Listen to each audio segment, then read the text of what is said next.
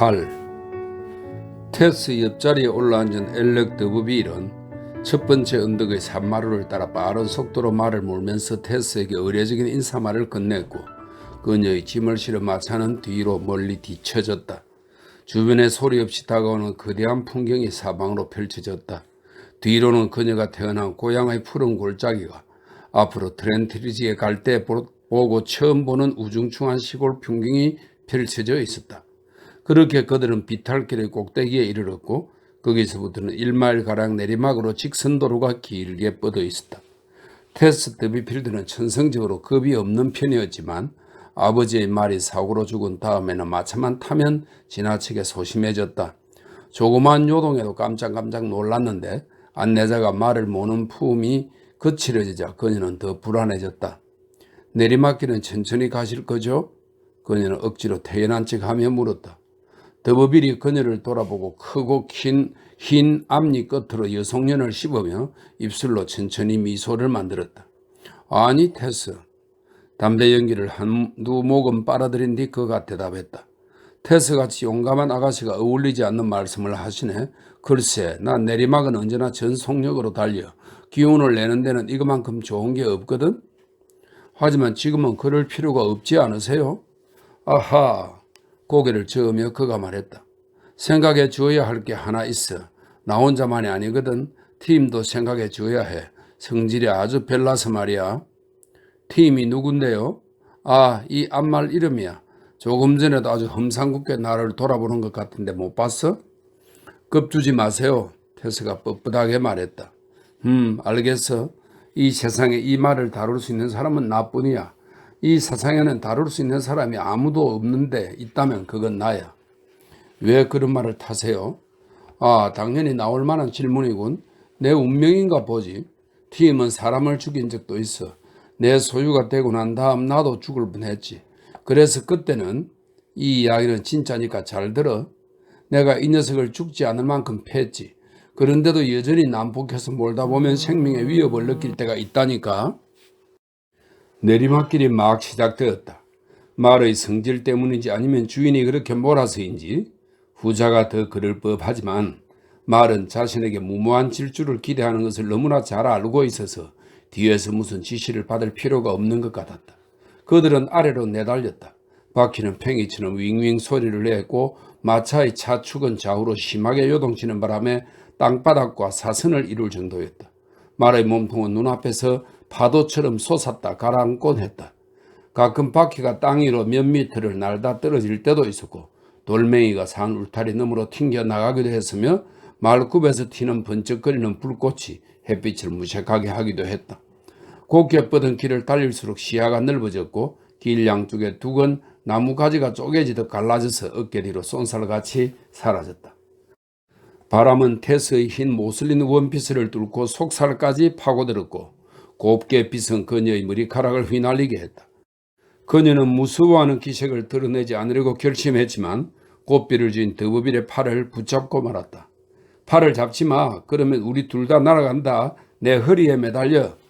그녀는 그의 허리를 잡았고 그렇게 해서 그들은 산기슭에 다다랐다. 무사하네요. 하나님 맙소사. 바보 같은 장난질을 쳤는데도. 화가 나서 얼굴이 벌겋게 달아오른 테스가 말했다. 이런 테스, 성깔 있네. 사실이잖아요. 그런데 위험을 벗어났다고 생각한 순간 배은망덕하게 손을 놓을 것까지는 없잖아. 그를 붙잡았을 때 그녀는 제정신이 아니었다. 그가 남자인지 여자인지 막대기인지 돌멩이인지 모르고 무의식적으로 붙잡았을 뿐이다. 그녀는 다시 내외하며 대답하지 않고 앉아 있었다. 마차는 또 다른 내리막의 꼭대기에 이르렀다. 자, 다시 한번 달려볼까? 더버빌이 말했다. 안 돼요, 안 돼. 테스가 말했다. 철없이 굴지 마세요, 제발. 하지만 이 고장에서 제일 높은 곳에 다다르면 다시 내려가는 수밖에 없잖아. 그가 반론을 제기했다. 그가 고삐를 넣어주자 마차는 다시 내달렸다. 덜컹거리는 와중에 더버빌은 테스를 돌아보며 농담하듯 장난스럽게 말했다. 자, 우리 이쁜이 아까같이 팔로 내 허리를 꼭 안아야지. 싫어요. 테스는 자존심을 세워 말하고는 되도록이면 그를 붙잡지 않으려고 버텼다. 앵두 같은 그 입술에 뽀뽀 한 번만 하자 테스. 그 따스한 뺨이라도 좋아. 그러면 말을 멈추지. 정말이야. 약속할게. 테스는 소스라치게 놀라 뒤로 몸을 뺐다. 그러자 그는 말에 채찍질을 해서 마차를 더 들컹거리게 만들었다. 꼭 그래야 해요? 급기야 그녀가 절망적인 심정으로 소리를 질렀다. 그녀의 큰 눈은 들짐승의 그것처럼 겁을 집어먹고 그를 바라보았다. 어머니가 테스를 그렇게 예쁘게 차려입힌 것이 개탄할 결과를 낳은 것으로 보였다. 귀여워 테스. 그가 대답했다. 어떻게? 난 몰라. 알았어요. 그럼 그렇게 해요. 숨이 찬 그녀는 몹시 속이 상해 말했다. 그가 고삐를 걸어당기자 말은 속도를 늦췄고 그가 그토록 갈망하던 키스를 막 하려는 순간 그녀는 정숙함을 의식한 것은 아니었지만 살짝 옆으로 피했다. 두 손으로 고삐를 잡고 있던 그는 이런 동작을 막을 수 없었다. 이런 빌어먹을 우리 둘 목을 한꺼번에 분질러 버릴까 보다. 갑자기 열이 오른 그녀의 동행이 욕짓거리를 해댔다. 네가 한 말을 그렇게 홀랑 뒤집었다 이거지. 이 어린 마녀 같으니. 좋아요. 꼭 해야겠다면 가만히 있겠어요. 하지만 친척이니까 저한테 잘해주고 보호해줄 줄 알았어요. 친척 좋아한다. 자. 하지만 아무나 키스하는 게 싫단 말이에요. 그녀가 애원했다. 굵은 눈물방울 하나가 그녀의 뺨에서 흘러내리기 시작했다. 울지 않으려고 애쓴 나머지 입술 끝에 경련이 일었다. 이럴 줄 알았으면 오지 않는 건데. 그는 피도 눈물도 없었다. 테스는 꼼짝없이 앉아 있었고 더버빌은 승리의 키스를 했다. 그러자마자 그녀는 수치심에 얼굴을 붉히며 손수건을 꺼내 그의 입술이 닿았던 뺨을 문질렀다. 그녀의 무의식적인 행동은 그녀를 지켜보던 그의 욕정에 찬물을 끼얹었다. 시골 섹시치고는 너 꽤 까다롭구나. 젊은이가 말했다. 테스는 그 말에 아무 대꾸를 하지 않았다. 사실 그녀는 그 말의 뜻을 완전히 이해하지 못했다. 본능적으로 뺨을 문지른 행동이 그에게 모욕을 주었음을 알지 못했기 때문이다. 그녀는 물리적으로 가능하다면 그 키스를 무효로 돌려버린 셈이었다. 그가 성질이 났음을 어렴풋이 느낀 그녀는 침착하게 앞만 바라보았고 마차는 멜베리다운과 윙그린 쪽으로 달달거리며 굴러갔다. 하지만 또다시 내리막길이 나타나자 그녀는 대경실색하고 말았다. 그렇게 한 걸 후회하게 만들겠다. 그가 채찍을 다시 휘두르며 여전히 기분이 상한 어조로 말을 꺼냈다. 기꺼이 키스하게 놔두고 손수건을 닦지 않는다면 얘기가 달라지겠지만 테스는 한숨을 쉬었다. 좋아요. 그녀가 말했다. 모자 좀 주워야겠어요. 그렇게 말하는 순간 그녀의 모자가 바람에 날려 땅에 떨어졌다. 고지대를 달리는 마차의 현재 속도도 결코 느리지 않은 탓이었다. 더버빌은 마차를 세우고 자기가 주워오겠다고 말했지만 테스는 반대쪽으로 내렸다. 테스는 뒤돌아서서 모자를 집어들었다. 모자를 벗으니까 정말 더 예쁘구나. 그게 가능하다면 말이지. 마차 뒤에 그녀를 지켜보면서 그가 말했다. 자, 그러면 다시 올라타렴. 왜 그래? 모자를 쓰고 끈을 묶었지만 테스는 앞으로 나서지 않았다. 싫어요, 나리. 성자의 도전적인 눈빛을 띈 채 테스가 붉은 입술을 벌려 하얀 이를 드러내며 말했다. 알고서는 다시 안 타지요. 뭐라고? 내 옆에 안 타겠다는 거냐? 안 타요. 걸어갈래요. 트렌트리지까지는 아직 5, 6마일 남았단다. 몇십 마일이라도 상관없어요. 집마차도 뒤에 따라오는걸요. 영악한 계집 같으니 말해봐. 모자도 일부러 날려버린 거지 틀림없어. 그녀의 전략적 침묵 때문에 그의 의심은 확신으로 굳어졌다. 그러자 더부비는 마구 욕을 했고 그런 속임수를 쓴 그녀에게 생각해낼 수 있는 별별 호칭을 다 갖다 붙였다. 그는 갑자기 말머리를 돌려 그녀 쪽으로 다가와 마차와 산 울타리 사이로 그녀를 몰아넣으려고 했다. 하지만 그러다 그녀가 다치게 생겨서 그만두었다. 그렇게 나쁜 말을 함부로 하다니 창피하지도 않으세요? 산 울타리를 허겁지겁 기어 올라간 테스가 용기를 내어 소리쳤다. 덱을 조금도 좋아하지 않아요. 밉고 꼴도 보기 싫어요. 엄마한테 돌아갈 거예요. 그러고 말걸. 그녀의 모습을 보고 화가 풀린 더버빌이 크게 웃음을 터뜨렸다. 그래, 난 너가 점점 좋아지는데? 그가 말했다. 자, 화해하자. 너가 원하지 않으면 절대로 그러지 않을게. 내 목숨을 걸고 맹세하지. 그 말도 테스를 마차에 다시 올라타게 만들 수는 없었다. 하지만 그녀는 그가 마차를 나란히 몰고 가는 것까지 반대하지는 않았다. 그래서 그들은 그런 식으로 느릿느릿 트렌트리지 마을 쪽으로 다가갔다. 이따금 더부빌은 자신의 무리한 행동 탓에 그녀가 힘들게 걸어갈 수밖에 없는 것을 보고 과장해서 고통을 받는 척했다. 사실 이제 안심하고 그를 믿어도 됐지만 지금으로서는 신뢰를 잃어버린 것이다. 그녀는 눈을 내리깔고 생각에 잠겨 걸었다. 집에 돌아가는 것이 현명할지 궁리하는 듯 했다. 하지만 일단 결정한 이상 더 심각한 이유가 있다면 모를까. 이제 와서 그만두겠다고 하면 어린애 같은 변덕을 부리는 것 같았다. 기분 때문에 집안을 되살릴 모든 계획을 망쳐버려야 한단 말인가? 부모님 얼굴은 어떻게 대하며 짐은 또 어떻게 되찾아간단 말인가? 몇 분 후 슬로프 저택의 굴뚝이 시야에 들어왔다. 그리고 오른쪽 아늑한 구석 자리에 테스의 목적지인 양계장과 오두막집이 보였다. 9. 테스는 닭들의 관리인 겸 사료 조달자, 간호사, 의사, 친구로 임명되었다. 양계장의 닭들은 낡은 초가집을 본거지로 삼았다. 그곳은 옛날에는 뜰이었지만 닭들이 밟고 다니라고 모래를 덮어놓은 사각형의 우란에 있었다. 집은 담쟁이로 뒤덮여 있었고 그 기생식물의 가지 때문에 더 커 보이는 굴뚝은 퇴락한 탑 같았다.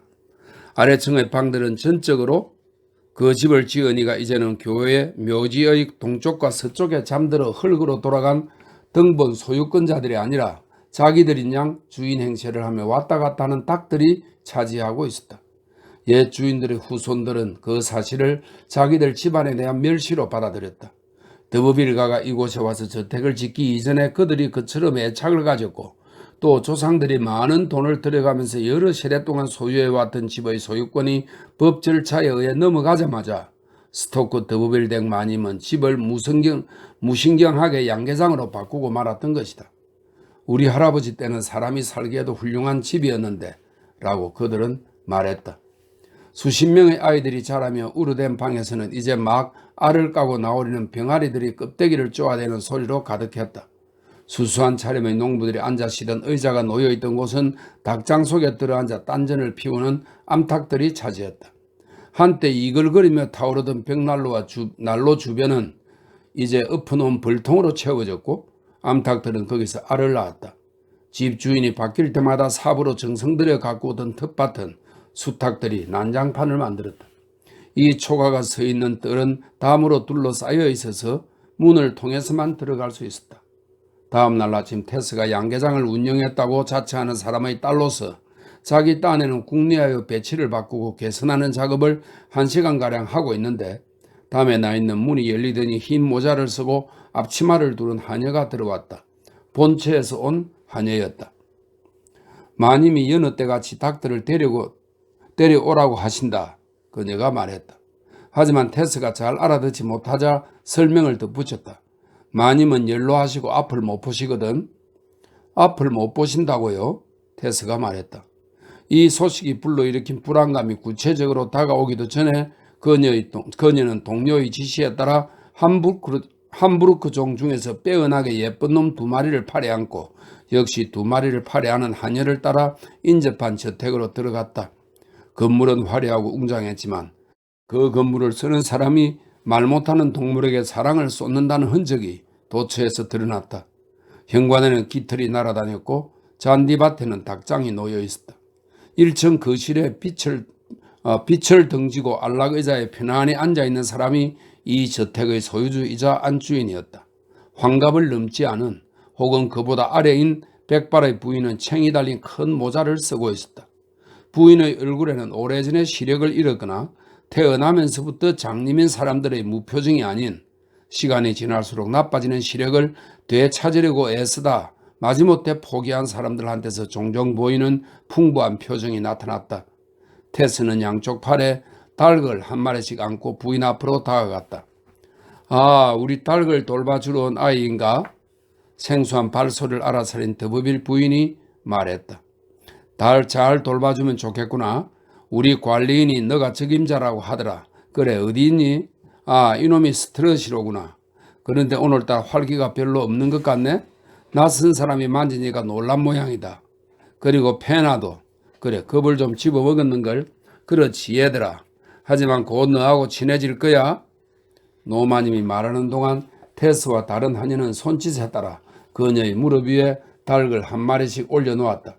그러면 마님은 머리에서 꼬리까지 더듬어가며 부리와 볕, 갈기, 날개 그리고 발톱까지 검사했다.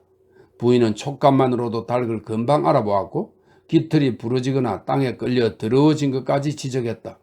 또 모의 주머니를 만져보고 무엇을 먹었는지, 적게 먹었는지 많이 먹었는지 알아냈다. 마님의 얼굴은 마음속에서 진행 중인 평가를 밖으로 드러내는 실감나는 무언극을 연출했다. 두 처녀가 데려온 닭들은 지체 없이 양계장 마당으로 돌려보내졌다. 이 과정은 수탉 암탉 할 것 없이 마님이 좋아하는 애완닭들이 마님 앞에 모두 놓일 때까지 반복되었다. 함부르크, 벤텀, 코친, 브라마, 도킹 등 그 당시 인기가 좋은 종들을 망라했다. 닭을 데려올 때마다 마님은 무릎에 받아 살펴보았는데 이름이 틀리는 경우가 거의 없었다. 테스는 그것을 보며 견진성사가 떠올랐다. 더브빌 부인은 주교이고 닭은 참석한 젊은이들이며 자신과 하녀는 그들을 인도하는 신부와 보좌 신부 격이었다. 의식이 끝나자 더브빌 부인이 얼굴이 일그러질 정도로 주름을 짓고 실룩거리며 테스에게 불쑥 물었다. 휘파람 불 줄 아느냐? 휘파람요 뭐 아님? 그래, 휘파람으로 노래를 부를 줄 아느냐 말이다. 테스는 대개의 시골 처녀들처럼 휘파람을 불 줄 알았지만 점잖은 자리에서 솜씨를 드러내놓고 자랑하고 싶지는 않았다. 그래도 불 줄 안다고 사실대로 덤덤하게 대답했다. 그러면 매일 연습하도록 해라. 휘파람을 잘 불던 아이가 있었는데 그만두었거든. 너가 내 피리새에게 휘파람을 불어주면 좋겠구나. 눈으로 볼 수 없으니 새소리 듣는 걸 좋아한단다. 그래서 새들에게 휘파람으로 노래가락을 가르치지. 엘리자베스, 이 아이한테 새장이 어디 있는지 가르쳐 주도록. 내일부터 시작해야 할 거야. 안 그러면 새들이 옛날 소리로 돌아가고 말 테니까. 지난 며칠 동안 그냥 놔두었거든. 마님, 도련님 오늘 아침 휘파람을 불어주셨어요. 엘리자베스가 말했다. 그 아이가 노마님의 찡그린 얼굴에 혐오감이 강하게 드러나면서 더 이상 말을 하지 않았다. 테스가 친척이라고 생각한 마담과의 면담은 이렇게 끝났고 닭들은 다시 제자리로 돌아갔다. 더브빌 부인의 태도에 테스는 크게 놀라지 않았다. 저택의 규모를 보고 난 다음 아무 기대도 하지 않았기 때문이다. 하지만 이른바 친척관계에 대해 마님한테 한마디도 듣지 못했음을 눈치채지 못했다. 장님인 어머니와 아들 사이에 정이 두텁지 않구나라고만 생각했다. 그런데 이 점도 그녀가 잘못한 것이다. 더브빌 부인은 아들에게 화를 내면서도 사랑하고 미워하면서도 애정을 쏟지 않을 수 없는 수많은 어머니 중의 하나일 뿐이었다. 어제 치른 신고식은 유쾌하지 않았지만 일단 그곳에 도착한 다음 날 해가 뜨고 아침이 되자 테스는 새 일거리가 자유롭고 신기한 것이 마음에 들었다. 그래서 그녀는 그 자리를 계속 유지할 가능성을 높이려고 마님이 뜻밖의 부탁한 휘파람 실력을 점검해 봐야겠다는 생각을 했다. 다음으로 둘러싸인 마당에 혼자 남게 되자 그녀는 닭장에 올라앉아 오랫동안 불지 않았던 휘파람을 불기 위해 열심히 입을 오므렸다. 하지만 옛날의 휘파람 솜씨가 입술 사이로 헛바람 소리가 날 정도로 퇴보해 맑은 음이 나오지 않았다. 부르고 또 불었지만 소용없자 그녀는 저절로 배웠던 휘파람을 어떻게 잊어버릴 수가 있는지 의아해했다. 그런데 그때 농가뿐 아니라 담까지 외투처럼 감싸고 있던 담쟁이 등굴 속에서 무언가 움직이는 것을 발견했다. 그쪽을 바라보고 있는데 갓돌 위에서 바닥으로 뛰어내리는 사람이 눈에 들어왔다. 알렉 더브빌이었다. 어제 그녀가 묵었던 정원사의 집 문 앞까지 그녀를 안내해준 뒤로 한 번도 만나지 못한 터였다. 정말이지? 그가 소리쳤다. 사촌 테스, 자연이든 예술품이든 어디에도 너만큼 예쁜 물건은 없을 거다. 사촌이란 말에는 조롱기가 희미하게 배어 있었다. 담장에 걸터앉아 늘 지켜봤는데 기념탑 위에 올라앉은 성질급한 조각처럼, 이 성질급한 조각처럼이라는 말은 이 섹스피어의 12야 2막 4장에 나오는 말인데 기념탑 위에 올라앉은 참을성 있는 조각처럼을 변용한 것이라고 설명되어 있네요. 성질급한 조각처럼 휘파람을 분답시고 그 예쁜 빨간 입술을 내밀어 후후 하다가는 혼자 욕을 하더라. 결국 휘파람을 불지도 못하면서 잘 안되니까 짜증을 내는 거야. 짜증은 났지만 욕은 하지 않았어요. 왜 휘파람을 불려고 애쓰는 줄 알겠다. 사람 들볶는 것들. 우리 어머니가 새들의 음악 교육을 계속하라고 한 거지. 하여간 당신밖에 모르신다니까. 그 빌어먹을 수탉과 암탉 돌보기로는 일거리가 부족하다고 생각하시는 모양이야. 내가 너라면 딱 잘라 거절했을걸. 하지만 제게 특별히 당부하신 일이거든요. 그리고 내일 아침까지는 준비가 됐으면 하셨고요. 그러셨어? 그럼 내가 한두 번 교습을 해주지. 천만에 그러실 필요 없어요. 테스는 문 쪽으로 물러서며 말했다. 바보같이 굴지 마. 네 몸에는 손도 안 댈 테니. 자, 난 철망 이쪽에 서 있고 넌 반대편에 서 있어. 어때, 안심이 되지? 그럼 잘 봐. 넌 입술을 너무 오므렸어. 자, 이렇게 해봐.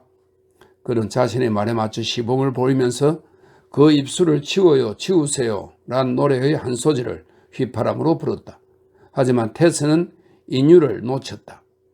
이 말은 셰익스피어의 자해는 자로 사막 1장에 나오는 노래로 그 전날의 일을 빗대었으나 테스가 알아듣지를 못했다, 이렇게 설명이 되어 있네요. 이제 해봐, 더버빌이 말했다. 그녀는 거리를 두겠다는 의도로 조각 같은 굳은 표정을 지었다. 그러나 그가 계속하라고 채근하는 바람에 그를 물러가게 할 양으로 시키는 대로 휘파람 소리를 내리고 입술 모양을 만들었다. 하지만 그녀는 어색하게 웃었고 그러다 웃었다는 사실에 속이 상해서 얼굴을 붉혔다. 그는 그녀를 격려했다. 다시 해봐와. 이 시점에 이르자 테스는 아주 애처로울 정도로 진지해졌고 다시 시도했다. 마침내 뜻밖의 아주 낭낭한 소리를 냈다. 성공했다는 기쁨에 테스의 경계심이 흐트러졌다. 눈을 동그랗게 뜨고 자기도 모르게 그의 얼굴을 마주보고 미소를 띄었다. 바로 그거야. 내가 시작하게 해주었으니 이제부터는 잘해낼 거다. 그래, 내가 가까이 가지 않을 거라고 했지. 피와 살을 가진 남자가 견디기 힘든 유혹이었지만 난 약속을 지킬 거야, 테스. 우리 어머니를 괴팍한 노인이라고 생각하니? 아직 잘 모르겠는데요, 나리. 괴팍하다는 걸 알게 될 거야. 휘파람을 배워 수컷 피리시에게 불어주라고 하는 걸 보면 알아모셔야지 뭐. 난 지금 다소간 어머니 눈밖에 났지만 가축을 잘 돌봐주면 어머니가 늘 마음에 들어 하실 거야. 그럼 잘 있어. 혹시 무슨 일이 있거나 도움이 필요하면 관리인에게 가지 말고 나한테 와라. 테스 드비필드가 공석을 채운 체제가 돌아가는 양상이 그러했다. 첫날의 경험은 이후 이어진 나날들의 표본이라고 할 만했다. 알렉 드버빌의 존재와 익숙해지면서 그 젊은이는 장난스레 말을 걸거나 두 사람만 있을 때 테스를 농담조로 사촌이라고 부르면서 이런 친근감을 키워나갔다. 테스는 그에 대한 애초의 조심성을 많이 털어버렸지만 좀 더 애정이 깃든 새로운 형태의 조심성으로 발전할 여지가 있는 감정이 싹튼 것은 아니었다. 그녀가 그의 신체 접촉에 전보다 유연하게 대응할 수 있게 된 것도 자주 만나서가 아니라 생계를 불가불 그의 어머니에게 의지하는데 그의 어머니가 비교적 무력한 상태에 놓인 터라 결국 그에게 의지하는 셈이었기 때문이다. 휘파람 기술을 다시 습득하고 난 테스는 이내 더버빌 부인의 방에서 수컷 피리새들에게 휘파람을 불어주는 일이 그렇게 힘든 일이 아님을 알게 되었다. 그녀는 노래를 좋아하는 어머니한테서 이 가수들에게 딱 들어맞는 가락을 수없이 귀동냥에 두었던 것이다. 양계장 뜰에서 연습할 때보다 세장 앞에서 매일 아침 휘파람을 불 때 더 큰 만족을 느낄 수 있었다. 알렉 드버빌의 존재를 의식할 필요가 없는 그곳에서 그녀는 열심히 입술을 모아 3장 가까이에 대고 진지한 청중을 향해 편안하고 세련되게 휘파람을 불어주었다. 드버빌 부인은 무늬를 넣어 짠 천이 드리워진 사주식 침대에서 잠을 잤다. 수컷 피리새들도 같은 방에서 살았는데 일정한 시간에 방에서 자유롭게 날아다니며 가구와 커튼에 작고 흰 반점을 만들곤 했다. 한 번은 테스가 3장이 줄지어 있는 창가에서 여느 때와 다름없이 휘파람 레슨을 하고 있는데 침대 뒤에서 부스럭거리는 소리가 들리는 것 같았다. 노마님이 방을 비운지라 얼른 몸을 돌려보니 커튼의 끄트머리에 부츠의 발가락 부분이 얼핏 보였다. 그러자 그녀의 휘파람 소리가 흐트러졌고 몰래 귀를 기울이고 있던 사람은 그런 사람이 있었다면 발각이 났음을 눈치챘을 것이다. 그 후 그녀는 매일 아침 커튼 뒤를 수색했으나 아무도 발견하지 못했다. 알렉 드버빌은 그런 식으로 매복해 있다 그녀를 놀라게 만드는 장난을 그만두기로 한 것이 분명했다. 10. 어느 마을이나 특유의 성격, 기질, 그 나름의 도덕 규범이 있게 마련이다. 트렌트리지 마을 주변에 사는 처녀들은 경박한 행실로 눈길을 끌었는데 근방의 슬로프 저택을 다스리는 지도자의 역량이라고 할 수 있을 것 같다. 이곳에 좀 더 만연한 고질병은 술을 많이 마신다는 것이었다. 주변의 농장에서는 저축해봐야 소용없다는 대화가 주로 오갔다. 작업복을 입은 수학자들은 쟁이나 괭이에 기댄 채 품삯을 받아 평생 저축하는 것보다 교구의 구빈 기금의 노후를 의탁하는 것이 더 낫다는 사실을 증명하려고 아주 정밀한 계산을 뽑곤 했다. 인생에 달관한 이들이 주된 즐거움은 매주 토요일 밤 일을 끝내고 2, 3마일 떨어진 퇴락한 장터 마을 체이스버르에 갔다가 새벽 1시나 2시에 돌아오는 것이었다. 그들은 옛날에는 술을 직접 담가서 팔던 술집에서 이제는 전매권을 확보한 자들이 맥주랍시고 파는 이상한 합성주를 마시고 속이 좋지 않아서 일요일 내내 잠을 잤다. 테스는 상당 기간 주말 순례에 동참하지 않았다. 하지만 자신과 나이차가 별로 나지 않는 부인들, 여기서는 21살만 돼도 40살 일꾼만큼 품삯을 받았기 때문에 결혼을 일찍 했다. 이는 설명이 있습니다. 별로 나이가 차이 나지 않는 부인들의 성화에 못 이겨 결국 가게 됐다. 그녀의 첫 나들이는 기대보다 훨씬 재미있었고 한 주일 내내 양계장을 돌보는 단조로운 일을 하다 보니 시끌벅적한 분위기에 쉽게 휩쓸렸다. 그래서 다음 주에도 갔고 그 다음 주에도 계속 갔다.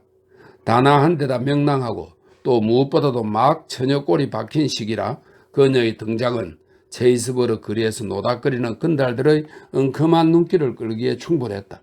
그래서 테스는 읍내에 갈 때는 혼자서 가기도 했지만 밤이 이석하면 집으로 돌아오는 길에 일행의 보호를 받으려고 늘 동행을 찾곤 했다. 그런데 한두 달이 지났을 무렵 9월 어느 토요일에 축제일과 장날이 겹쳤다. 트렌트리지의 순례자들은 이를 핑계 삼아 재미를 2배로 보겠다고 일찌감치 길을 나섰다. 테스는 일을 하다 훨씬 늦게 떠났다. 해가 지기 직전 9월의 맑은 날 저녁 무렵이었다. 머리카락처럼 가느다란 황금빛 저녁 노을이 푸른 으스름과 뒤엉켜 있고 대기는 춤추는 수많은 날벌레들 빼고는 누구의 도움도 받지 않고 멋진 풍경을 만들어냈다. 이 어슴푸레한 대기를 숨쉬며 테스는 한가롭게 걸어갔다. 그녀는 그곳에 도착했어야 장날과 축제일이 겹쳤음을 알게 되었는데 그때는 거의 땅거미가 내려앉을 즈음이었다. 그녀는 간단한 장보기를 끝내고 여느 때처럼 동네 사람들을 찾아 나섰다. 처음에는 찾지 못해 헤매다 이었고 트렌트리지의 농장들과 거래하는 근초 및 토탄 도매상의 집에서 이른바 비공식 춤판이 벌어졌다는 이야기를 듣게 되었다. 그의 집은 작은 읍의 외진 곳이었는데 그녀는 그쪽으로 길을 찾아가는 중에 길 모퉁이에 서 있는 더부빌과 맞닥뜨렸다. 아니 우리 이쁜이 이렇게 늦은 시간까지 여기 있네. 그가 말했다. 그녀는 집으로 같이 갈 일행을 기다리고 있다고 짧게 대답했다. 또 보자. 서둘러 뒷골목으로 들어가는 그녀의 어깨너머로 그가 말했다. 근처 상인의 집으로 들어가자 뒤쪽 어느 건물에서 릴에 맞춰, 이 릴은 스코틀랜드 고지대 사람들의 경쾌한 춤곡입니다. 릴에 맞춰 깽깽이를 켜는 소리가 들렸다. 하지만 춤추는 소리는 들리지 않았다. 대개는 발 구르는 소리에 음악 소리가 묻혀버리기 마련인데 특이한 일이었다. 앞문이 열려 있어서 밤의 어둠이 허락하는 한 집 안 너머 뒷뜰까지 볼 수 있었다. 문을 두드려도 아무도 나타나지 않자 그녀는 집 안을 통과해 소리가 들리는 바깥채를 향하는 오솔길을 따라갔다. 창고로 쓰이는 바깥채는 창문이 없는 건물이었는데 열린 문에서 안개 같은 노란 불빛이 어둠을 헤치고 퍼져나갔다. 테스는 처음에 등불에서 나오는 연기라고 생각했다. 그러나 가까이 가보니 바깥의 건물에 켜놓은 촛불에 비친 자욱한 먼지였다. 먼지에 불빛이 비쳐 뒷뜰에 펼쳐진 어둠을 배경으로 출입문의 윤곽이 드러났다. 가까이 가서 안을 들여다보고 나서야 그녀는 흐릿한 형체들이 가락에 맞춰 벌쩍벌쩍 뛰며 춤을 추는 모습을 볼 수 있었다. 발 구르는 소리가 들리지 않는 것은 토탄이나 그 비슷한 것들을 쌓아두면서 생긴 부스러기 가루들이 쿠션을 이뤘기 때문이다. 요란한 발길질에 먼지가 일어 사방을 뿌옇게 흐려놓았다. 곰팡내 나는 토탄과 건조의 부유물들은 춤추는 이들의 땀과 열기와 섞여들어 식물과 인간이 함께 생성한 일종의 꽃가루가 되었다. 소리를 죽인 깽깽이가 박자를 맞춰 스텝을 밟는 이들의 기세와 형격한 대조를 이루면서 힘없이 가락을 이어갔다. 그들은 춤추다 기침을 했고 기침을 하다 웃었다. 힘차게 돌진하는 쌍들은 높이 매단 등불만큼이나 형체를 알아보기 힘들었다. 그 불분명함 때문에 그들은 때로 요정을 껴안은 목양심판처럼 수많은 시링크스를 빙빙 돌리는 수많은 목양심판처럼 그리고 프리아포스를 피해 달아나다 잡히고 마는 로티스처럼 보였다. 이 말 설명이 있습니다. 이 말은 그리스 신화의 이야기로 요정 시링크스는 목양심판을 피해 도망가다 이 강의 요정의 도움을 받아 갈대로 변했고 요정 로티스는 생식의 신 포리아포스를 피해 연꽃으로 변했다는 그런 그리스 신화의 이야기를 예로 든 것입니다.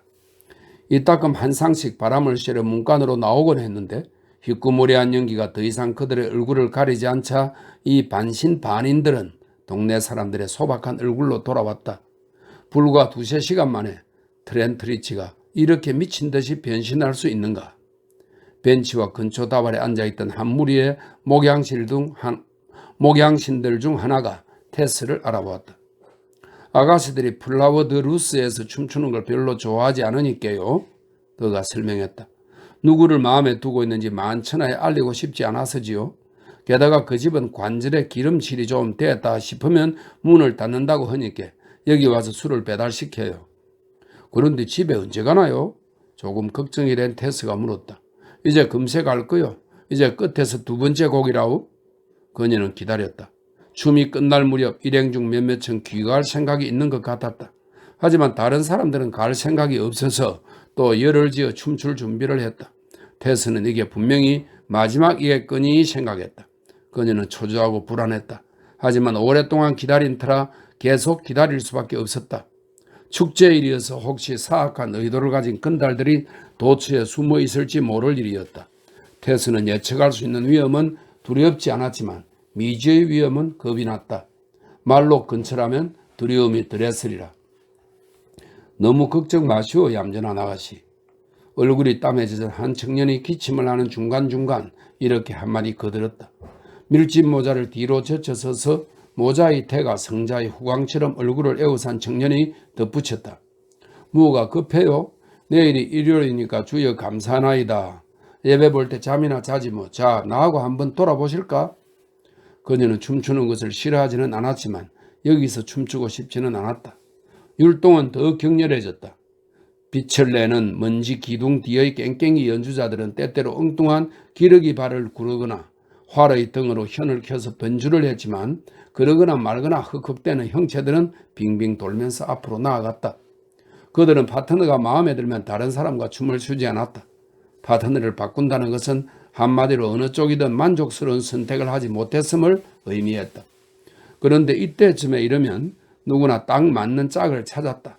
황홀경과 꿈이 시작되는 시간이었다. 열정이 우주를 이루고 있어서 현실은 돌고 싶은 곳에서 돌지 못하게 하는 우연한 방해물일 따름이었다. 갑자기 땅바닥에 무언가 쿵 부딪히는 소리가 났다. 춤을 추던 한 쌍이 넘어져서 뒤엉켜버렸다. 진행에 방해를 받은 다음 쌍도 장애물에 걸려 넘어졌다. 넘어진 사람들 주위로 원래 방 안에 가득했던 먼지가 새로운 먼지의 원을 이루었고 그 안에 엉켜있는 팔다리가 보였다. 당신 집에 가서 봅시다. 뒤엉켜있는 사람들 사이에서 여자 목소리가 튀어나왔다. 스트림 발놀림으로 이 사단을 일으킨 남자의 운수사나운 파트너의 목소리였는데 그녀는 최근에 결혼한 그의 부인이기도 했다. 트렌트리지의 부부들 간에 애정이 남아있는 한 그렇게 짝을 이뤄 춤을 추는 것이 이례적인 일은 아니었다. 그리고 사실 나이가 들어서도 드문 일은 아니었다. 그래야 애정의 싹을 틔우는 수많은 독신자들이 어색한 분위기를 피할 수 있지 않겠는가. 테스의 등 뒤 어두운 뒷뜰에서 나는 커다란 웃음소리가 건물 안에 키들거리는 소리와 뒤섞였다. 고개를 돌려보니 빨간 여송년 불빛이 반짝였다. 알렉 드버빌이 거기 혼자 서 있었다. 그의 손짓에 그녀는 마지못해 그가 있는 쪽으로 뒷걸음쳐 다가갔다. 아니, 우리 이쁜이가 여기서 뭘 하는 거야? 그녀는 온종일 일을 하고 또 걸어온 탓에 피곤했고 그래서 그에게 걱정거리를 털어놓았다. 밤길이 설어서 집에 갈 때 같이 가려고 좀 전에 그를 만난 뒤로 계속 기다리는 중이라고 말했다. 그런데 이 사람들 집에 갈 생각을 안 해요. 더 기다리면 안 될 것 같은데요. 그럼 안 되지. 나는 오늘 여기 마차가 아니라 말을 타고 왔거든. 플라우드루스로 오면 내가 마차를 한 대 세내어 집에 태워다 줄게. 테스는 우쭐한 기분이 들기는 했지만 그에 대한 불신을 완전히 극복한 것이 아니어서 시간이 늦더라도 일꾼들과 걸어서 집에 가기로 마음먹었다. 그래서 대단히 감사하지만 폐를 끼치고 싶지 않다고 대답했다. 제가 기다린다고 해서 그런 줄 알고 있을 거예요. 그래, 독립만세 아가씨 좋을 대로 해. 그럼 난 서두를 것 없지. 하나님 맙소사, 저긴 난리도 아니군. 그는 불빛의 모습을 드러내지 않았지만 몇몇 사람들이 그를 알아보았다. 그의 출현에 일순 동작을 멈춘 사람들은 시간이 벌써 이렇게 됐나 하는 생각을 했다. 그가 다시 여송년에 불을 붙이고 자리를 뜨자 트렌트리지 사람들은 다른 농장에서 온 사람들 틈에서 빠져나와 무리를 지어 출발할 준비를 했다. 짐 보따리와 바구니를 모은 다음 반시간 뒤 11시 15분을 알리는 교회의 종이 울리자 사람들은 언덕 위 오솔길을 따라 삼삼오오 무리를 지어 집을 향해 떠났다. 집까지는 3마일을 걸어서 가야 했는데 메마른 하얀 길이 달빛 때문에 유난히 하얗게 보였다. 맑은 공기를 마시며 때로는 이 사람들, 때로는 저 사람들과 함께 걸어가던 테스는 술을 지나치게 마신 남자들이 갈지짝 걸음으로 비틀거리는 것을 보았다. 여자들 중에도 무분별한 축은 걸음걸이가 흐트러졌다. 스페이드 여왕이라고 불리는 까무잡잡한 건강한 카다치, 최근까지 더부빌의 총애를 받던 여자다, 이런 설명이 있네요. 건장한 카다치와 다이아몬드 여왕이라는 별명을 가진 그녀의 여동생 낸시, 그리고 이미 한번 나동그라진 새댁이 그들이었다. 인색하고 냉정한 눈으로 보면 지금 그들의 모습이 천박하고 꼴볼견이겠지만 그들은 그렇게 생각하지 않았다. 그들은 독창적이고 심오한 생각을 가진 사람으로서 무언가의 도움을 받아 하늘로 붕 떠오른 기분을 느끼며 길을 따라 걷고 있었다. 그들 자신과 주변의 자연이 유기체를 이루어 각 부분이 조화롭고 유쾌하게 서로의 속으로 스며들고 있다고 생각했다. 그들은 머리 위의 달과 별처럼 고양되었고 달과 별도 그들만큼 열정적인 것 같았다.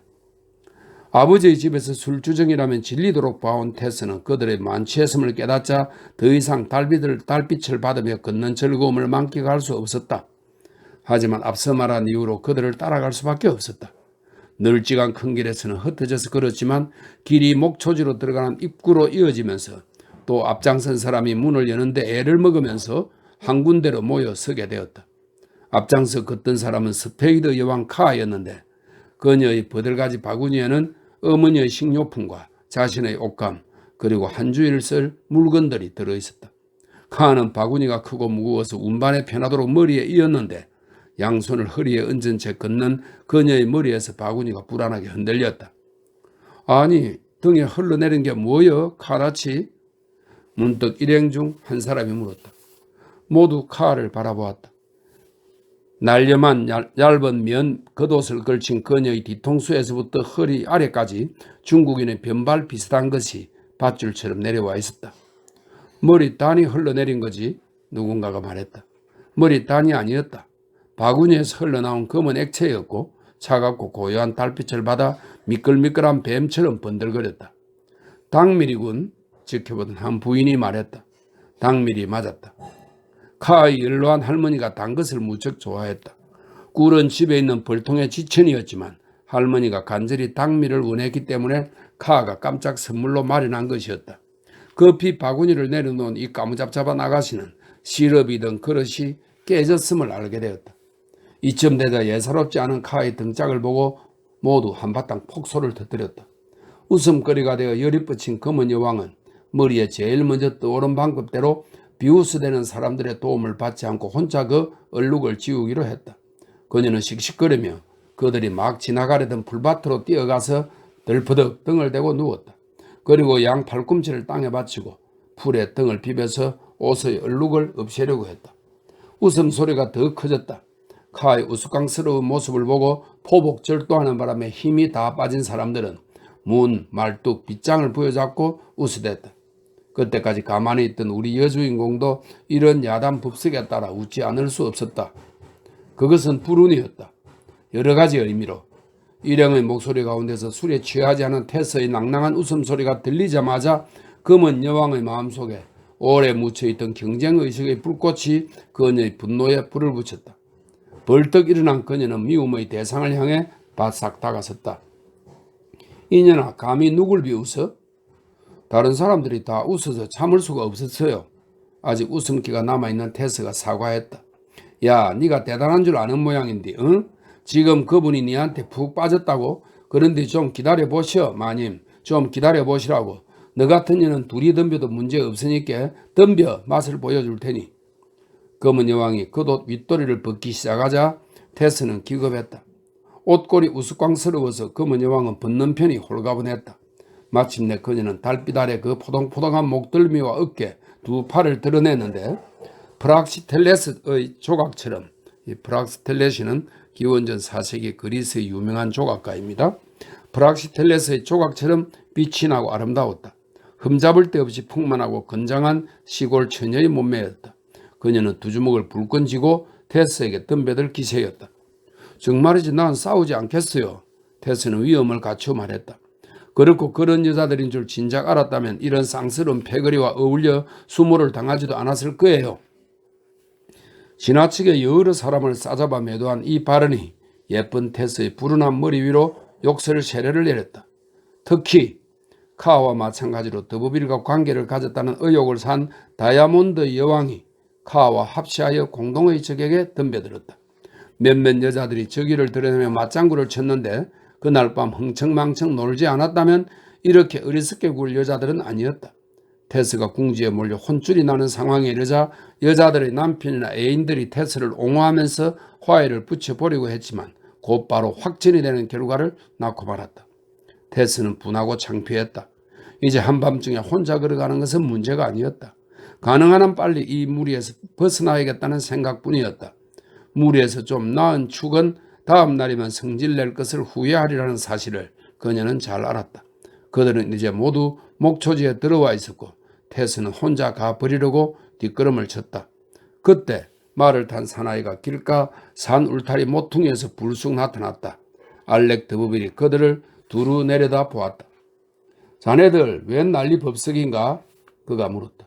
아무도 선뜻 설명하려고 나서지 않았다. 그리고 사실 대답을 듣고자 물은 것도 아니었다. 약간 떨어진 거리에서 슬그머니 다가오는 동안 그들의 말소리를 들었기 때문에 내용은 알 만큼 알고 있기도 했다.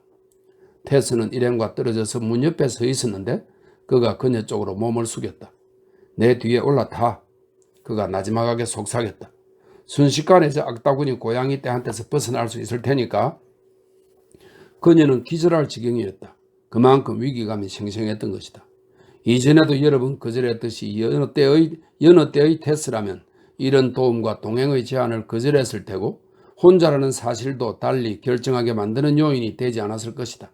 하지만 발로 굴러 뛰어오르기만 하면 적에 대한 공포와 분노를 승리로 바꿔놓을 수 있는 결정적 순간에 이런 제안이 나왔기 때문에 그녀는 충동에 몸을 맡기고 목초지 출입문 판자를 발판 삼아 발가락으로 그의 발등을 딛고 그의 등 뒤 안장에 기어올랐다. 싸움을 하던 취객들이 무슨 일이 일어났는지 깨달을 즈음 두 사람은 멀리 어둠 속으로 사라졌다. 옷에 묻은 얼룩도 잊은 스페이드 여왕은 다이아몬드 여왕과 함께 비틀거리는 세력 옆에 섰다. 그들 모두 길 위의 말발굽 소리가 정적 속으로 사라지는 방향을 뚫어지게 응시했다. 뭘 그렇게 봐? 그 작은 사건을 목격하지 못한 남자가 물었다. 호호, 검은 얼굴에 카가 웃었다. 호호, 술고래 세력이 사랑에 푹 빠진 남편의 팔에 기대 웃었다.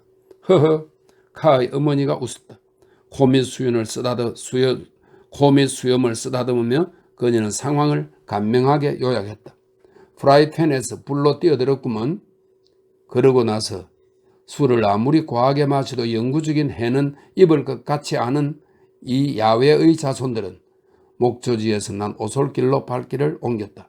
그리고 그들이 걸어가는 동안 머리 그림자의 주변에는 반짝이는 이슬에 달빛이 내려앉아 생겨난 젖빛 동그라미가 계속 따라다녔다. 걸어가면서 각자 자신의 후광밖에 볼 수 없었고 그 후광은 머리 그림자가 아무리 천박스럽게 흔들려도 그 곁을 떠나지 않고 따라다니며 한결같이 아름답게 꾸며주었다. 마침내 그 예측 불허의 움직임이 후광의 고유한 속성이고 그들이 내뿜는 입김은 밤 안개의 일부인 것처럼 보였다. 그 장면의 정령과 달빛의 정령, 그리고 자연의 정령이 술의 정령과 조화를 이뤄 하나가 된 것 같았다. 11. 둘은 한참 동안 아무 말 없이 천천히 말을 달렸다. 그를 부여잡은 태스는 성리감에 여전히 숨을 거치게 몰아쉬면서도 불안한 구석이 없지 않았다. 지금 탄 말이 그가 가끔 타는 사나운 말이 아님을 확인한 뒤라 그 문제로는 불안할 게 없었지만 그를 꼭 붙잡고 있음에도 안전자리가 워낙 위태로웠기 때문이다. 테스가 천천히 가자고 청하자 알렉은 그 말을 따랐다. 멋지게 해치웠지 안 그러냐 테스? 잠시 후 그가 말했다. 그래요. 정말 감사하다고 말씀드려야겠네요. 정말 감사한 거야? 그녀는 대답하지 않았다. 테스, 넌 왜 내가 키스하면 언제나 싫어하니?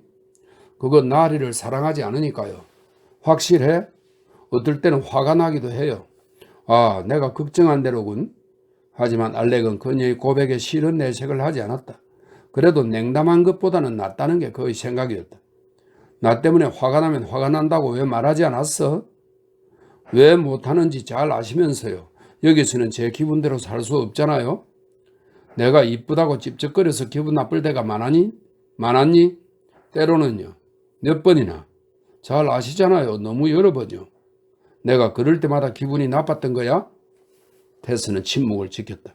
저녁 내내 골짜기에 들이운 희뿌연 빛을 발하던 안개가 사방으로 퍼지면서 그들을 애워쌌다. 안개가 달빛을 부유하게 만들어 맑은 공기에서보다 달빛이 더 널리 퍼졌다. 그래서인지 아니면 얼이 반쯤 나가서인지 그것도 아니면 졸려서인지 테스는 큰 길에서 트렌트리지로 들어가는 새길을 오래전에 지나쳤음을 그녀의 안내자가 그 길을 택하지 않았음을 깨닫지 못했다. 그녀는 형용할 수 없을 정도로 피곤했다. 그 주 내내 5시에 일어나 매일 종종 걸음을 쳤고 게다가 오늘 저녁에는 체이스버르까지 3마일을 걸었고 빨리 돌아갔으면 하는 마음이 3시간을 먹지도 마시지도 않은 채 마을 사람들을 기다렸던 것이다. 그리고 집으로 가려고 1마일을 걸어오다 싸움에 휘말려 기운을 뺐는데 말이 속도를 내지 않는 바람에 새벽 1시가 다 되어갔다. 하지만 그녀가 정말 졸음에 빠져든 적은 단 한 번이었다. 그 망각의 순간에 그녀의 머리는 슬풋 그의 등에 묻혔다. 더버비는 말을 멈춰 세운 다음 등자에서 발을 빼고 안장에 앉은 채로 몸을 돌렸다. 그리고 부축할 양으로 그녀의 허리를 안았다. 이에 즉각 방어적으로 변한 테스는 충동적으로 반격을 가하는 성정에 따라 그를 밀어냈다. 자세가 불안전했던 그는 균형을 잃고 말에서 떨어질 뻔했지만 길바닥에 놔둔 것을 간신히 면했다. 그의 말이 타던 말 중 가장 힘이 좋고 얌전한 놈이었던 것이 천행이었다. 너 정말 못됐다. 그가 말했다. 널 어쩌려고 그런 게 아닌데 말에서 떨어질까봐 그런 거야. 테스는 의심스럽기는 했지만 곰곰이 생각해보니 그 말이 사실일 수도 있다 싶어 마음을 누그러뜨리고 공손히 사과했다. 용서를 빕니다, 나리. 이런 괘씸한 너가 날 신뢰한다는 사실을 입증하지 않는 한 용서 못하겠다. 그가 버럭 소리를 질렀다. 너같이 건방진 계집애한테 퇴박을 맞고 내가 무슨 꼴이냐? 너는 거의 10달 동안 날 갖고 놀면서 요리조리 피하고 면박을 줬잖아. 더는 못 참아. 내일 일을 그만두겠습니다, 나리. 안 돼. 내일 못 그만둬. 다시 한번 부탁하는데 내 팔에 안겨서 나를 믿는다는 표시를 보여줄 수 없겠냐? 자, 지금 우리 둘뿐이고 아무도 없잖아. 우리 서로 잘 알게 되었고 내가 널 사랑하고 너를 세상에서 제일 예쁘다고 생각한다는 걸 제일 예쁜 게 사실이지만 너도 알고 있잖냐. 널 애인으로 생각하면 안 되겠니? 반대의 뜻으로 토라진 것처럼 빠른 한숨을 내뱉은 테스는 자리가 불편한 듯 몸을 비틀었다. 그리고 멀리 앞을 바라보면서 중얼거렸다. 모르겠어요. 제가 원하는 건 어떻게 좋다 싫다 말할 수 있겠어요. 이런 상황에서 그는 원했던 대로 그녀를 팔로 감싸 안음으로써 이 문제를 일단락지었고 테스도 더는 싫은 내색을 하지 않았다. 그들은 이런 자세로 느릿느릿 앞으로 향했는데 테스는 문득 터무니없이 긴 시간이 흘렀다는 생각이 떠올랐다. 말을 걸렸다 하더라도 체이스버르까지 집까지 거리가 멀지 않음을 감안하면 너무 긴 시간이 지난 셈이다. 그것도 큰 길이 아니라 오솔길로 가고 있었다. 어머, 여기가 어디예요? 그녀가 외쳤다. 숲을 지나는 중이지. 숲이라뇨? 무슨 숲이요? 정말 큰 길을 벗어난 거예요. 체이스 숲의 일부지. 영국에서 제일 오래된 숲이야. 아름다운 밤인데 좀 더 말을 타고 가는 게 어때? 어쩜 이렇게 속일 수 있어요? 장난스럽게 말했지만 진짜 당황한 테스는 말에서 떨어질 위험을 무릅쓰고 그의 손가락을 하나씩 떼어내 그의 팔을 풀었다. 아까 밀쳐낸 게 잘못이라는 생각에 나리를 믿기로 하고 기분을 맞춰드렸는데 내려주세요. 집에 걸어가겠어요. 맑은 날이라도 내 사랑, 집으로 걸어가는 것은 당치 않아. 여기는 트렌트리지에서 상당히 멀리 떨어진 곳이라고 말하지 않을 수 없군. 이렇게 안개가 짙어지면 몇 시간이고 나무들 사이에서 헤매고 다녀야 할걸. 상관 마세요. 그녀가 설득했다. 제발 내려주세요. 어디라도 상관없으니 제발 내리만 주세요. 전 그렇다면 내려주지. 그런데 한 가지 조건이 있어. 늘 이렇게 외딴 곳으로 끌고 왔으니 안전하게 집으로 안내할 책임이 있다고 생각한다. 혼자 힘으로 트렌트리지로 돌아간다는 건 거의 불가능해. 솔직히 말해 안개가 모든 것을 덮어버려서 나도 우리가 지금 어디 있는지 알 수가 없어. 내가 등불 숲을 헤치고 길이든 인가든 찾아 우리 위치를 확인할 때까지 말 옆에서 기다리겠다고 약속하면 기꺼이 여기 두고 갈게. 돌아와서 너에게 집을 찾아가는 길을 자세히 알려줄 테니 그때도 걸어가겠다고 고집하면 그렇게 하고 말을 타고 가겠다고 하면 그건 역시 좋을 대로 하고. 그녀는 이런 조건을 받아들였고 가까운 쪽으로 미끄러져 내렸다. 하지만 그 전에 그는 서둘러 키스를 훔쳤고 다른 쪽으로 뛰어내렸다. 고삐를 잡고 있어야 할까요? 그녀가 말했다. 아니, 그럴 것 없어. 헐떡거리는 짐승을 쓰다듬으면서 알렉이 대답했다. 오늘은 너무 붙잡고 있었거든. 그는 말머리를 등불 속 숲으로 향하게 하고 말을 큰 가지에 메어놓은 다음 낙엽이 수북이 쌓인 곳에 말하자면 잠자리 겸 안식처를 마련해 주었다. 자, 여기 앉아. 그가 말했다. 이 낙엽이 축축해지지 않았어. 가끔 말에 눈길을 주고 그것으로 충분해. 그는 몇 걸음을 옮기다 말고 돌아와서 말했다. 그런데 말이야. 오늘 테슨의 아버지가 새 말을 한 필 갖게 되셨지. 누가 주었다나 봐. 누가요? 날이죠. 더버빌이 고개를 끄덕였다. 그렇게 큰 은혜를 베푸시다니. 바로 이 시점에 그에게 감사해야 한다는 사실이 어색하고 불편했지만 그녀는 소리치지 않을 수 없었다. 아이들은 장난감을 갖게 되었고 전 몰랐어요. 집에 뭘 보냈다는 걸. 그녀는 감격해서 중얼거렸다. 보내지 않았더라면, 그래요. 보내지 않았더라면 하는 생각이 들기도 하네요. 왜 그러는데? 응? 그건 갚아야 할 빚이니까요. 테스, 이제 내가 조금 좋아지지 않았어? 감사한 마음이에요. 그녀가 마지못해 인정했다. 하지만 좋아하는 것 같지는. 자신에 대한 그의 열정이 이런 결과로 이어졌다는 갑작스러운 통찰에 괴로운 나머지 한 줄기 눈물이 주르르 흐르더니 또 한 줄기. 그러다 태스는 엉엉 울기 시작했다. 울지마. 착하지? 자, 여기 앉아서 내가 올 때까지 기다려. 그녀는 시키는 대로 그가 모아놓은 낙엽 위에 앉아서 몸을 약간 떨었다. 춥니? 그가 물었다. 그렇게 춥진 않아요. 약간. 그가 손가락을 그녀의 몸에 대자 깃털 이불처럼 쑥 들어갔다. 바람이 숭숭 통하는 모슬린 옷만 입었네. 어떻게 된 거야? 이게 제 여름 나들이 옷이에요. 집을 나설 때는 꽤 따뜻했고 한밤중에 말을 타고 다닐 줄은 몰랐죠. 9월에도 밤은 추워. 어디 보자. 그는 입고 있던 가벼운 외투를 벗어서 그녀의 어깨를 다정하게 덮어주었다. 됐다. 이제 좀 따뜻해질 거야. 자, 우리 이쁜이 여기서 쉬고 있어. 곧 돌아올 테니. 그는 테스의 어깨를 덮은 외투의 단추를 채워주고 이제 나무들 사이에 베일을 만든 수증기의 휘장으로 뛰어들었다. 그가 가까운 비탈을 올라가는 동안 나무가지들이 스치는 소리가 들렸지만 결국 새가 깡총 뛰는 소리만큼 희미해지더니 이었고 들리지 않게 되었다. 달이 지면서 희미한 빛이 줄어들었고 그가 그녀를 남겨두고 떠난 낙엽 위에서 몽상에 빠지던 테스의 모습도 보이지 않게 되었다. 한편 그들이 체이스 숲의 어디쯤 있는지 정말 몰랐던 알렉 드버빌은 위치를 확인하려고 계속 비탈길을 올랐다. 사실 그는 1시간이 넘게 무작정 말을 몰았다. 테스와 같이 있는 시간을 연장하기 위해 길이 갈라지는 곳마다 꺾어들었고 길가의 지형 지물보다 달빛을 받은 테스의 모습에 한눈을 팔았던 것이다. 혹사를 당한 말도 좀 쉬게 하려고 경계표를 찾으려 조바심을 치지 않았다. 비탈을 올라 이어지는 골짜기로 들어서니 눈에 익은 큰 길의 울타리에 닿았고 그것으로 위치 문제는 해결되었다. 그 지점에서 더보빌은 돌아섰다.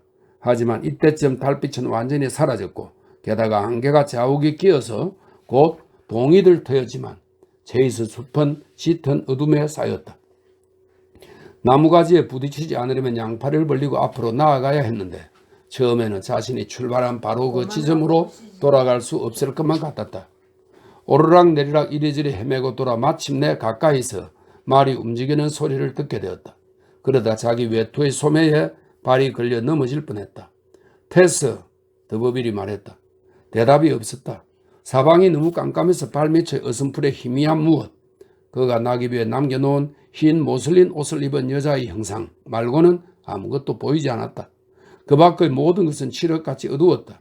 몸을 숙이자 새근거리는 고른 숨소리가 들렸다. 그는 무릎을 굽혀 따뜻한 숨결이 얼굴에 닿을 때까지 몸을 숙였고 곧 그의 뺨이 그녀의 뺨에 닿았다. 그녀는 깊이 잠들었고 속눈썹에 눈물방울이 남아있었다. 어둠과 적막이 사위를 지배했다. 그들 위로 제이스 숲의 태고적 주목과 떡갈나무가 솟아있었고 나무가지에는 고요히 잠자리에 든 새들이 마지막 단잠에 빠져 있었고 나무 사이로 여러 종류의 토끼들이 슬그머니 오갔다. 그렇다면 누군가 물을지 모르겠다. 테스의 수호천사는 어디 있었는가? 그녀가 소박하게 믿은 하나님은 어디 있었는가? 빛고기 좋아하는 티스베 사람이 말했던 그 다른 신처럼, 이 다른 신이라고 하는 것은 열왕기상 18절 27절에 나오는 티스베 출신의 예언자 엘리야가 조롱한 바알 신을 가리킨다고 합니다. 그 다른 신처럼 하나님은 이야기를 하고 있었거나 잠깐 나갔거나 여행 중이었거나 잠이 들었는데 깨울 수 없었던 것은 아닐까? 어찌하여 이 아름답고 연약한 몸에 얇은 비단처럼 섬세하고 아직까지는 눈처럼 깨끗하다고 해야 할 몸에 그렇게 천박한 무늬가 새겨져야만 했을까? 어찌하여 이렇듯 천박한 것이 순수한 것을 차지하고 잘못된 남자가 여자를, 잘못된 여자가 남자를 차지하는 것일까? 이에 대해 지난 수천 년간 철인적 태도로 분석을 거듭해 왔으나 우리가 납득할 만한 설명의 체계를 세우는 데는 실패했다. 혹자는 현재의 파국에서 인과응보를 읽어낼지 모른다. 테스 더보빌의 갑옷 입은 조상들 중 전투를 마치고 신나서 집으로 돌아오다 그 시대의 시골 처녀들에게 똑같은 일을 더 무자비하게 자행한 이들이 있었음에 틀림없다고. 하지만 조상의 죗값을 후손이 치르는 것이 신들에게는 걸맞은 도덕률일지 모르나 평균적인 인간의 성정으로는 받아들이기 힘들다. 그러므로 그렇게 설명한다고 해서 나아질 것은 없다. 저 아래 외딴 마을에 사는 테스의 이웃들이 늘 숙명론에 따라 서로에게 말하듯 그렇게 될 수밖에 없었다. 그래서 더 딱한 노릇이었다. 이 일을 겪고 난 우리의 여주인공과 트렌트리지의 양계장에서 운명을 개척하려고 어머니의 집을 나선 이전의 그녀 사이에 메울 수 없는 사회적 간극이 생긴 것이다. 이렇게 해서 제1단계 처녀 부분이 끝났습니다.